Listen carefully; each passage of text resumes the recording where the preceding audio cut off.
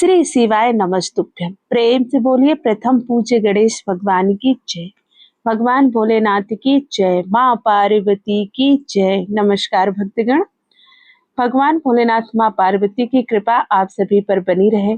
आज श्रावण मास का प्रथम सोमवार है। आज हम श्रवण करेंगे सोमवार व्रत की पावन कथा का। सावन का महीना भगवान भोलेनाथ को समर्पित होता है और सावन के महीने में अगर भगवान भोलेनाथ का दिन सोमवार हो और उसका व्रत करके भगवान भोलेनाथ की पूजा आराधना की जाए तो भक्तों को भगवान भोलेनाथ की कृपा अति शीघ्र प्राप्त होती है। तो आइए मन में भगवान भोलेनाथ का स्मरण करते हुए हम सुनते हैं सोमवार व्रत की संपूर्ण कथा। एक बार प्रेम से बोलिए उमापति भगवान भोलेनाथ की जय। मृत्युलोक में भ्रमण करने की इच्छा करके एक समय श्री भूतनाथ भगवान भोलेनाथ जी माता पार्वती जी के साथ मृत्युलोक में पधारे।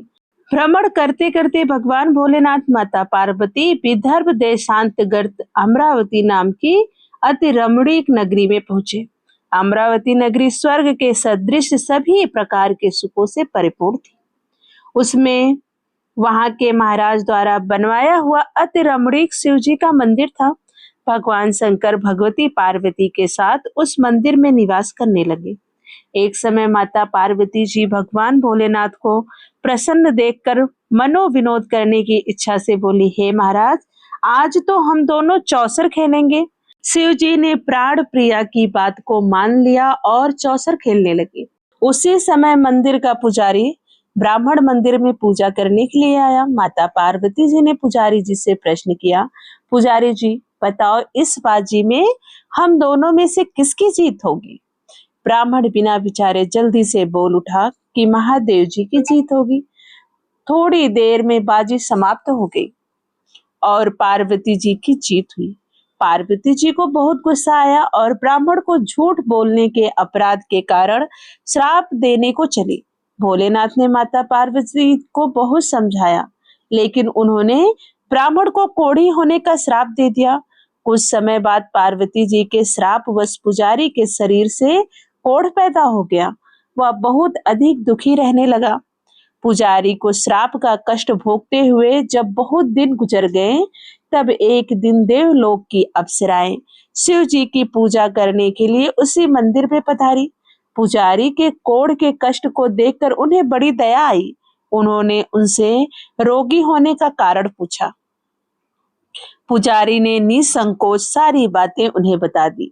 वे अप्सराएं बोली, हे पुजारी जी, अब तुम अधिक दुखी मत होना। भगवान शिव तुम्हारे सारे कष्टों को दूर कर देंगे। तुम सब व्रतों में श्रेष्ठ खोडस सोमवार का व्रत भक्ति भाव से किया करो। पुजारी ने अप्सराओं से व्रत की विधि पूछी। अप्सराओं ने बताया, सोमवार को भक्ति भाव से व्रत करो, साफ वस्त्र पहनो, संध्या व उपासना के बाद आधा सेर गेहूं का आटा लो, उसके 3 भाग करो और घी गुड़ दीप नैवेद्य पूंगी फल बेल पत्र जनेऊ जोड़ा चंदन अक्षत पुष्प आदि के द्वारा प्रदोष काल में भगवान शंकर की विधि से पूजा करो। तत्पश्चात 3 भागों में से 1 भाग शिव जी को अर्पण करो, बाकी 2 शिव जी का प्रसाद समझकर उपस्थित लोगों में बांट दो और आप भी प्रसाद समझकर उसको खाओ। इस विधि से 16 सोमवार व्रत रखो। 17वें सोमवार को पाव सेर पवित्र गेहूं के आटे की बाटी बनाओ, उसमें घी और गुड़ मिलाकर चूरमा बनाओ। भगवान भोलेनाथ को भोग लगाकर उपस्थित भक्तों में बांट दो। इसके बाद कुटुंब सहित प्रसाद लो तो शिव जी की कृपा से उनकी सभी मनोकामनाएं पूरी हो जाती हैं। ऐसा कहकर अप्सराएं स्वर्ग को चली गई। ब्राह्मण ने यथा विधि 16 सोमवार व्रत किया तथा भगवान शिव की कृपा से रोग से मुक्ति पाकर आनंद से अपने परिवार के साथ रहने लगा। कुछ दिन बाद शिव जी और माता पार्वती उस मंदिर में पुनः पधारे। ब्राह्मण को निरोग देखकर पार्वती जी ने ब्राह्मण से रोग से मुक्त होने का उपाय पूछा। ब्राह्मण ने 16 सोमवार व्रत कथा सुनाई। पार्वती जी बहुत प्रसन्न हुई। ब्राह्मण से व्रत की विधि पूछी और स्वयं व्रत करने के लिए तैयार हो गई। व्रत करने के बाद उनकी मनोकामना पूरी हुई और उनके रूठे बेटे स्वामी कार्तिकेय जी स्वयं माता के आज्ञाकारी हुए। कार्तिकेय जी को अपना यह विचार परिवर्तन का रहस्य जानने की इच्छा हुई। वे माता जी से बोले, हे माता, आपने ऐसा कौन सा उपाय किया जिससे मेरा मन आपकी ओर आकर्षित हो गया और मैं आपकी सेवा में पुनः उपस्थित हो गया। पार्वती जी ने वही 16 सोमवार व्रत की कथा कार्तिकेय जी को भी सुना दी। कार्तिकेय जी ने कहा, इस व्रत को माँ मैं भी करूंगा, क्योंकि मेरा प्रिय मित्र ब्राह्मण बहुत दुखी दिल से परदेश गया है। मेरी उससे मिलने की बहुत इच्छा है। कार्तिकेय जी ने भी इस व्रत को किया और उनका प्यारा मित्र मिल गया। मित्र ने इस अस्माकिक मिलन का भेद पूछा तो कार्तिकेय जी बोले, हे मित्र, हमने तुम्हारे मिलने की इच्छा करके 16 सोमवार का व्रत किया था। अब तो ब्राह्मण मित्र को अपने विवाह की चिंता हुई। उसने कार्तिकेय जी से व्रत की विधि पूछी और यथा विधि व्रत किया। व्रत के प्रभाव से जब वह किसी कार्य से विदेश गया तो वहां के राजा की लड़की का स्वयंवर था। राजा ने प्रण किया था कि जिस राजकुमार के गले में सब प्रकार से सिंगारित हथनी माला डालेगी, मैं उसी के साथ अपनी प्यारी बेटी का विवाह कर दूंगा। शिव जी की कृपा से वह ब्राह्मण भी उस स्वयंवर को देखने की इच्छा से राज्यसभा में एक ओर जाकर बैठ गया। नियत समय पर हथनी आई और उसने जयमाला उस ब्राह्मण के गले में डाल दी। राजा ने अपनी प्रतिज्ञा के अनुसार बड़े धूमधाम से अपनी कन्या का विवाह उस ब्राह्मण देवता के साथ कर दिया और ब्राह्मण को बहुत सा धन और सम्मान देकर संतुष्ट किया। ब्राह्मण सुंदर राजकन्या पाकर सुख से जीवन व्यापित करने लगा। एक दिन राजकन्या ने अपने पति से प्रश्न किया, हे प्राणनाथ, आपने ऐसा कौन सा भारी पुण्य किया था जिसके प्रभाव से हथनी ने सब राजकुमारों को छोड़कर आपका वरण किया? ब्राह्मण बोला, हे प्राण प्रिय, मैंने अपने मित्र कार्तिकेय जी के कथन अनुसार 16 सोमवार का व्रत किया था, जिसके प्रभाव से मुझे तुम जैसी रूपवान पत्नी की प्राप्ति हुई है। इस व्रत की महिमा सुनकर राजकन्या को बड़ी हैरत हुई। वह भी पुत्र की कामना करके इस व्रत को करने लगी। शिव जी की दया से उसके गर्भ से एक अति सुंदर, सुशील, धर्मात्मा और विद्वान पुत्र उत्पन्न हुआ। माता और पिता उसे देव पुत्र को पाकर अधिक प्रसन्न हुए और उसका लालन पालन अच्छी प्रकार से करने लगे। जब पुत्र समझदार हुआ तो एक दिन उसने अपनी माता से प्रश्न किया, हे माँ, तुमने कौन सा व्रत और तप किया जो मेरे जैसा पुत्र तुम्हारे गर्भ से उत्पन्न हुआ? उसकी माता ने 16 सोमवार की व्रत कथा पुत्र को बताई। पुत्र ने सब तरह के मनोरथ पूरा करने वाले इस सरल व्रत को सुना तो वह भी राज्य अधिकार पाने की इच्छा से हर सोमवार को यथा विधि यह व्रत करने लगा। व्रत शुरू करने के बाद एक दिन एक देश के वृद्ध राजा के दूतों ने आकर उसको राजकन्या के लिए वरण किया। राजा ने अपनी बेटी का विवाह ऐसे सर्वगुण संपन्न ब्राह्मण युवक के साथ करके बड़ा सुख प्राप्त किया। वृद्ध राजा के दिवंगत हो जाने पर इसी ब्राह्मण को सिंहासन पर बैठाया गया, क्योंकि दिवंगत राजा के कोई पुत्र नहीं था। राज्य का उत्तराधिकारी होकर भी वह ब्राह्मण पुत्र 16 सोमवार का व्रत करता रहा। जब 17वां सोमवार आया तो विप्र पुत्र ने अपनी प्रियतमा से पूजन सामग्री लेकर शिव पूजा के लिए शिवालय में चलने को कहा, परंतु उसकी पत्नी ने उसकी आज्ञा की परवाह न की और दास दासियों द्वारा सब सामग्रियां शिवालय में भिजवा दी, परंतु स्वयं नहीं गई। जब राजा ने शिव जी का पूजन समाप्त किया तब आकाशवाणी हुई, हे राजा, अपनी इस रानी को राजमहल से निकाल दे, नहीं तो यह तेरा सर्वनाश कर देगी। यह आकाशवाणी सुनने के बाद राजा के आश्चर्य का ठिकाना न रहा। उसने मंत्रणागृह में आकर अपने सभासदों को बुलाकर कहा, मंत्रियों, मुझे आज शिव जी की आकाशवाणी हुई है कि राजा तू अपनी इस रानी को राज्य से निकाल दे, नहीं तो यह तेरा सर्वनाश कर देगी। राज्य के मंत्री और सभासद आज सब विस्मय और दुख में डूब गए। क्योंकि जिस कन्या के कारण उसे राज्य मिला था, राजा उसी को निकालने की बात कर रहा था। यह कैसे हो सकता था? पर राजा के मंत्रियों की परवाह नहीं की। उसने अपनी पत्नी को राजमहल से निकाल दिया। रानी दुखी हृदय से भाग्य को कोसती हुई राज्य से बाहर चली गई। बिना पद त्राण, फटे हुए वस्त्र पहने, भूख से दुखी हृदय से भाग्य को कोसती हुई चलती जा रही थी कि उसकी अचानक एक बुढ़िया से भेंट हुई, जो सूत काट कर बेचती थी। रानी की करुण दशा देखकर वह बोली, चल तू मेरा सूत बिकवा दे, मैं बूढ़ी हूँ, भाव करना मैं नहीं जानती हूँ। यह बात सुन रानी ने बुढ़िया के सिर से सूत की गठरी उतारकर अपने सिर पर रख ली। थोड़ी देर बाद आंधी आ गई और बुढ़िया का सूत पोटली सहित उड़ गया। बेचारी बुढ़िया पछताती रह गई। उसने रानी को अपने से दूर रहने को कहा। इसके बाद रानी एक तेली के घर गई तो शिव जी के प्रकोप के कारण तेली के सभी मटके उसी क्षण चटक गए। तेली ने भी रानी को अपने घर से निकाल दिया। बहुत से दुख उठाती रानी एक नदी के किनारे गई तो नदी का सारा जल सूख गया। उसके पश्चात रानी एक जंगल में गई। वहां सरोवर में पानी पीने गई तो उसके हाथ का स्पर्श होते ही सरोवर नील कमल के समान जल असंख्य कीड़ों में होकर गंदा हो गया।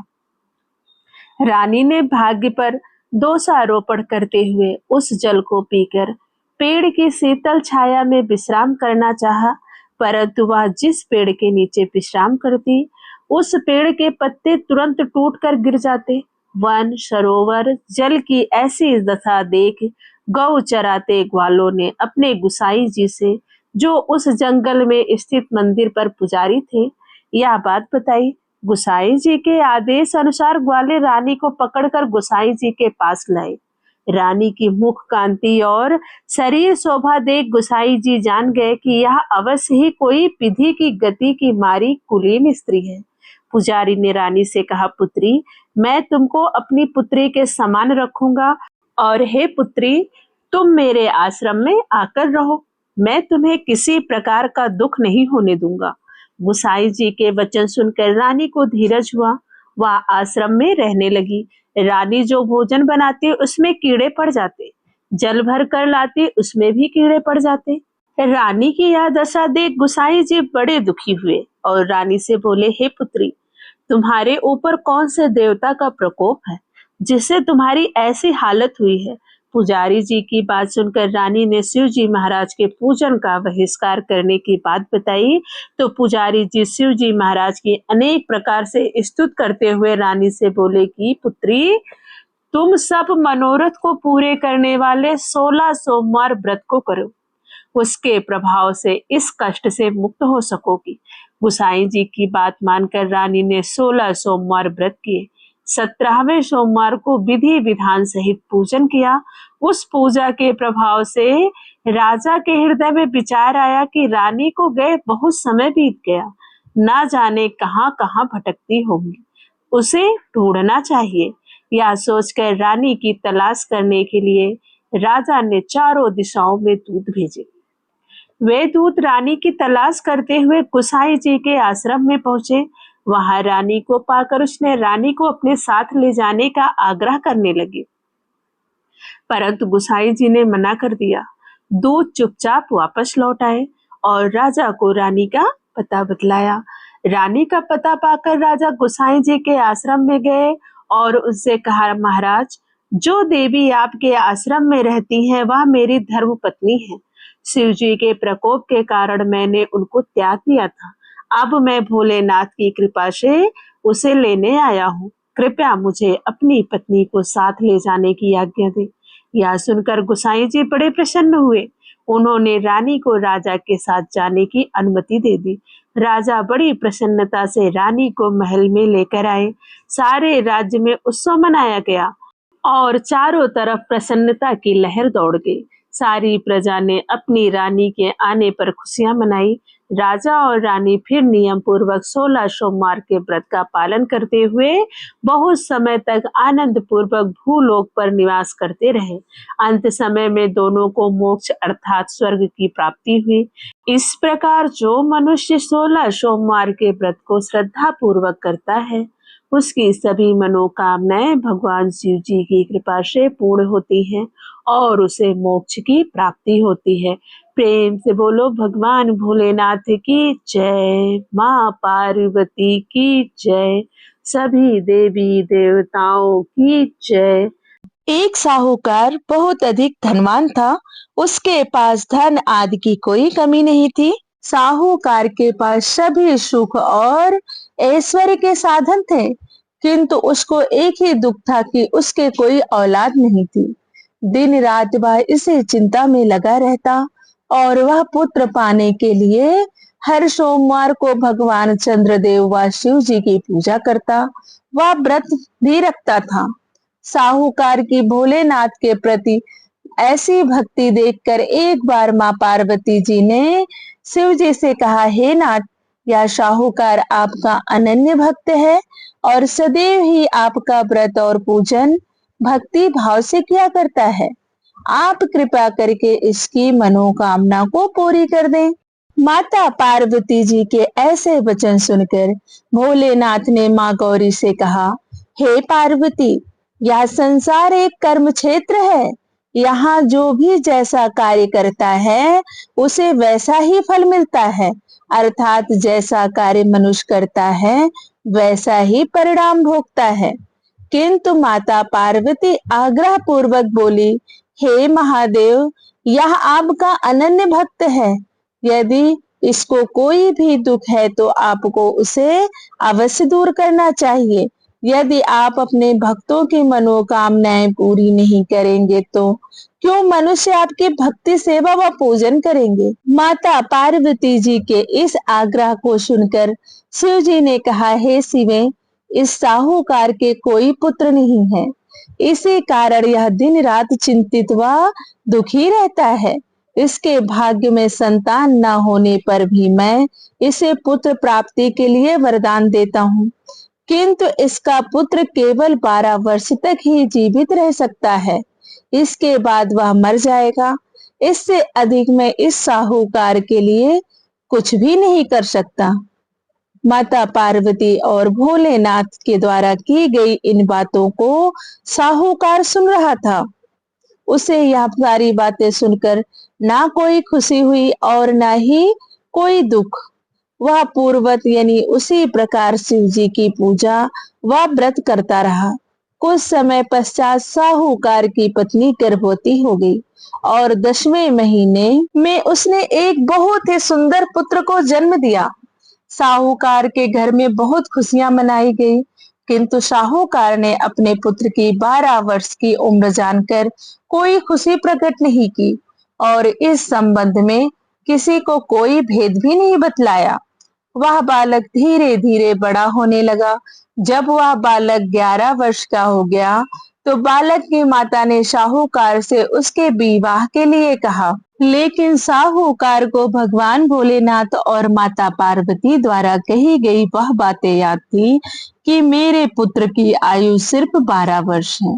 उसने मन में विचार किया कि अगर मैंने अपने पुत्र का विवाह कर दिया तो किसी की पुत्री का जीवन बर्बाद हो जाएगा, इसलिए मैं अपने बेटे को काशी जी पढ़ने भेजूंगा, क्योंकि भगवान भोलेनाथ का दिया हुआ है और मैं चाहता हूँ कि आखिरी समय या वहीं पर बिताए। मन में ऐसा स्मरण करते हुए उसने अपनी पत्नी से कहा कि मैं अभी इसका विवाह नहीं करूंगा, मैं इसे काशी जी पढ़ने के लिए भेजूंगा।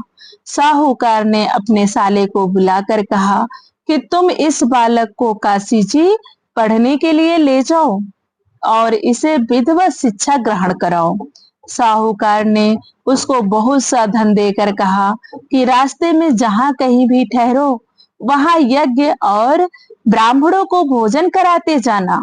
इस प्रकार वह दोनों मामा भांजे रास्ते में यज्ञ करते, दान देते तथा ब्राह्मणों को भोजन कराते हुए जा रहे थे।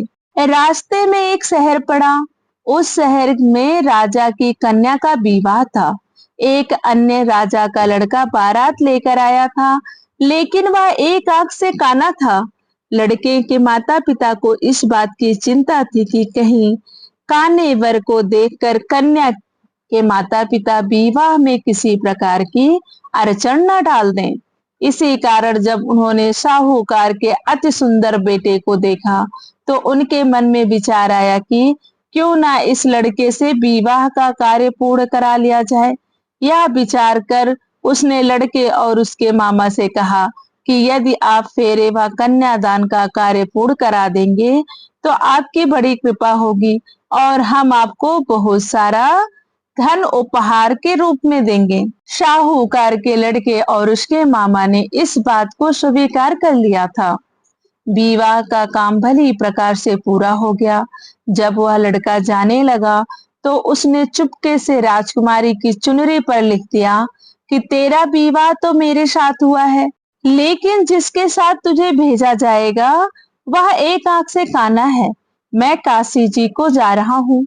राजकुमारी ने जब इस प्रकार लिखा पाया तो उन्होंने काने राजकुमार के साथ जाने से मना कर दिया और कहा कि यह मेरा पति नहीं है।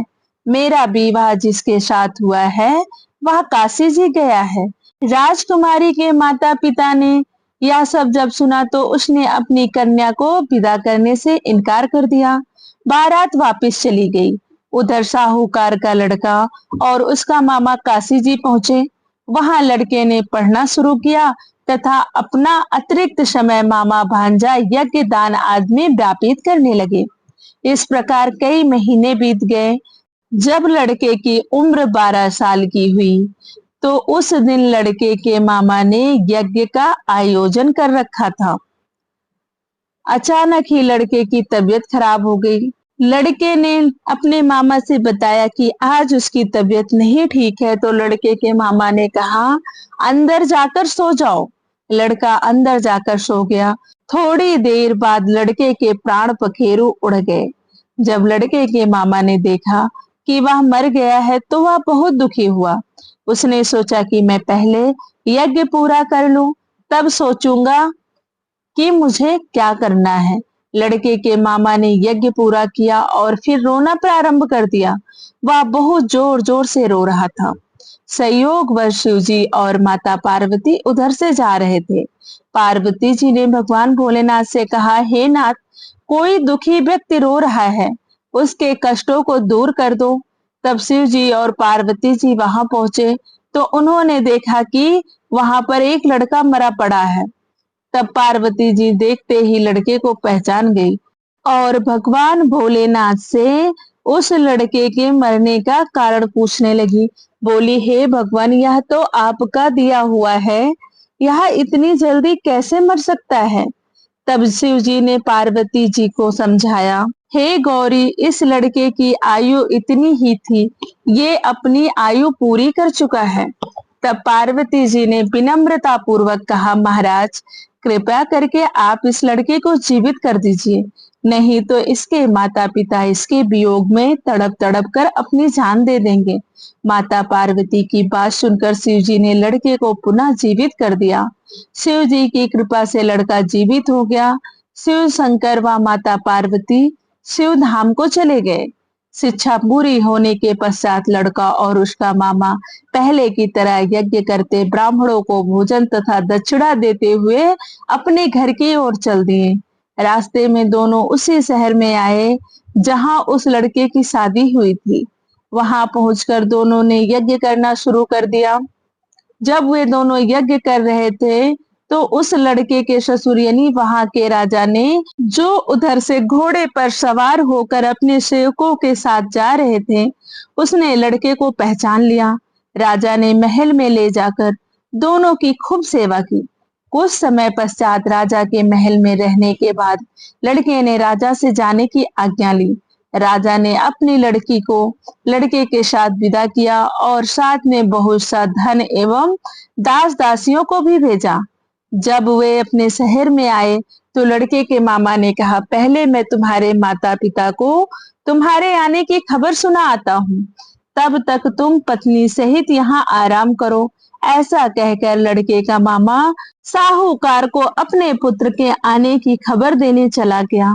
घर जाकर उसने देखा कि उसके बहन और बहनोई छत पर बैठे हुए हैं और उन्होंने यह प्रण कर रखा है कि यदि उनका बेटा जीवित लौट आया तो वह छत से नीचे उतर आएंगे, नहीं तो छत से कूदकर अपने प्राण त्याग देंगे। लड़के के मामा ने यह समाचार उन्हें सुनाया कि उनका लड़का जीवित लौट आया है तो उन्हें विश्वास नहीं हुआ। तब लड़के के मामा ने शपथ खाकर कहा कि आपका पुत्र अपनी स्त्री और बहुत सा धन और दास दासियों सहित घर आया है। तब साहूकार और उसकी पत्नी छत से नीचे उतर आए तथा प्रसन्नता के साथ अपने बेटे और बहू का स्वागत किया। सभी प्रसन्नता के साथ रहने लगे। इस प्रकार भक्ति भाव से जो भी प्राणी सोमवार के व्रत की कथा का पालन करता है तथा प्रेम पूर्वक इस कथा को सुनता या पढ़ता है तो उसके सभी कष्ट दूर होते हैं, सारी मनोकामनाएं पूर्ण होती हैं और इस लोक में सभी सुखों और सुविधाओं को भोग कर अंत में उसे शिवलोक की प्राप्ति होती है। प्रेम से बोलिए भगवान भोलेनाथ की जय, माँ पार्वती की जय। आइए अब श्रवण करते हैं शिव चालीसा का। श्री गणेश गिरजा सुवन मंगल मूल सुजान, कहत अयोध्या दास तुम देहु अभय वरदान। जय गिरजापति दीन दयाला, सदा करत संतन प्रतिपाला। भाल चंद्रमा शोहत नीके, कानन कुंडल नाग फनीके। अंग गौर सिर गंग बहाए, मुंड माल तन छार लगाए। वस्त्र खाल बागंबर सोहे, छवि को देखे नाग मुनि मोहे। मैं ना मात की है दुलारी, बाम अंग शोहत छवि न्यारी। कर त्रिशूल शोहत छवि भारी, करत सदा शत्रु अनिचयकारी। नंदी गणेश सोहे ता कैसे, सागर मध्य कमल है जैसे। कार्तिक श्याम और गणराऊ, या छवि को कही जात न काऊ। देवन जब ही जाए पुकारा, तब ही दुख प्रभु आप निवारा। किया उपद्रव तारक भारी, देवन सब मिल तुम्हें जुहारी। तुरस खडानन आप पठायो, लो निमेष महामारी गिरायो। आप जलंधर असुर संघारा, सूयस तुम्हारे विदित संघारा। त्रिपुरासुर सन युद्ध मचाई, सब ही कृपा कर लीन बचाई। किया तपहि भागीरथ भारी, पूरब प्रतिज्ञा तसु पुरारी। दानिन महा तुम सम को नाही, सेवक स्तुति करत सदाहि। वेद नाम महिमा तो गाई, अकद अनादि भेद नहीं पाई। प्रगट उदधि मंथन में ज्वाला, जरे सुरासुर भय बिहाला।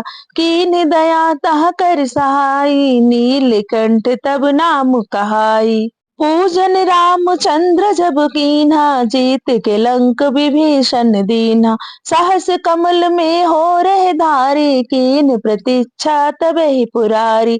एक कमल प्रभु राख्यो जोई, कमल नयन पूजन चाह सोई। कठिन भक्ति देखे प्रभु शंकर, भय प्रसन्न दिए इच्छित वर। जय जय जय अनंत अविनाशी, करत कृपा सबके घटवासी। दुष्ट सकल नित मोहि सतावे, भ्रमत रहे मोहि चैन न आवे। त्राहि त्राहि मैं नाथ पुकारूं, यही अवसर मोहि आन उबारो। ले त्रिशूल शत्रुन को मारो, संकट से मोहि आन उबारो। मातु पिता भ्राता सब कोई, संकट में पूछत नहीं कोई। स्वामी एक है आश तुम्हारी, आई हरो अब संकट भारी। धन निर्धन को देत सदा ही, जो कोई जाचे वो फल पाही। अस्तुत कही विधि करो तुम्हारी, क्षमहु नाथ अब चूक हमारी। शंकर हो संकट के नाशन, मंगल कारण विघ्न विनाशन। योगी यति मुनि ध्यान लगावे, नारद शारद धीस नमावे।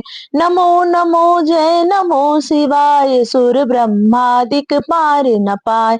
जो यह पाठ करे मन लाई, तापर होत शंभु सहाय। ऋषियन जो कोई हो अधिकारी, पाठ करे सो पावन हारी।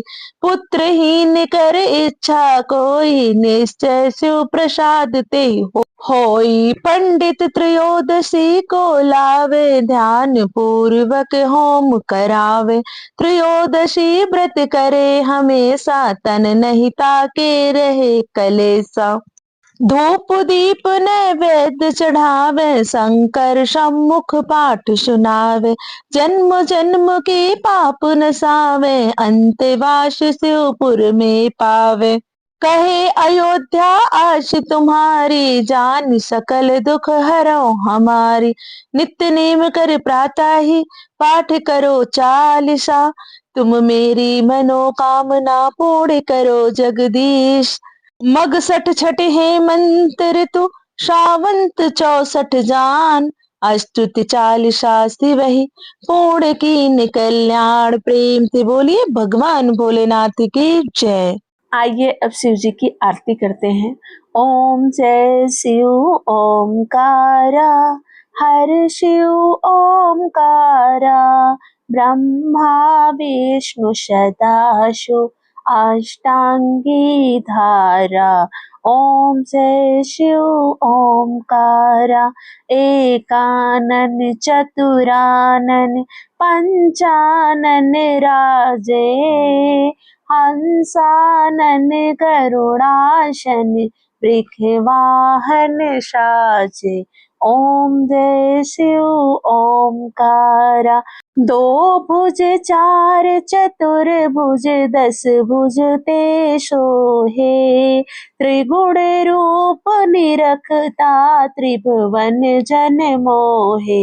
ओम जय शिव ओमकारा, अक्ष माला वन माला मुंड माला धारी। चंदन मृग मद सोहे, बाले शशिधारी। ओम जय शिव ओमकारा, श्वेतांबर पीतांबर पाखांबर अंगे। सनकादिक गरुड़ादिक, भूतादिक संगे। ओम जय शिव ओमकारा, कर के मध्य कमंडल चक्र त्रिशूल धरिता। सुख करता दुख हरता, जग पालन करता। ओम जय शिव ओमकारा। ब्रह्मा विष्णु सदाशिव, जानत अविवेका। प्राणवक्षर में शोभित, ये तीनों एका। ओम जय शिव ओमकारा। काशी में विश्वनाथ विराजत, नंदी ब्रह्मचारी। नीति उठ भोग लगावत, महिमा अति भारी। ओम जय शिव ओमकारा। त्रिगुण शिव जी की आरती जो कोई नर गावे। कहत शिवानंद स्वामी, मन वांछित फल पावे। ओम जय शिव ओमकारा। प्रभु जय शिव ओमकारा। आज हमने श्रवण किया श्रावण मास के सोमवार की पावन कथा का। अगर आपने कथा का श्रवण किया है तो कमेंट में ओम नमः शिवाय लिखना ना भूलें। वीडियो को लाइक करें, शेयर करें और चैनल को जरूर सब्सक्राइब कर लें ताकि सभी व्रत त्योहारों की कथा आपको आसानी से मिल सके। और पूरे श्रावण मास में शिव पुराण और श्रावण मास महात्म्य की कथा डालती हूँ, उसका श्रवण अवश्य करें।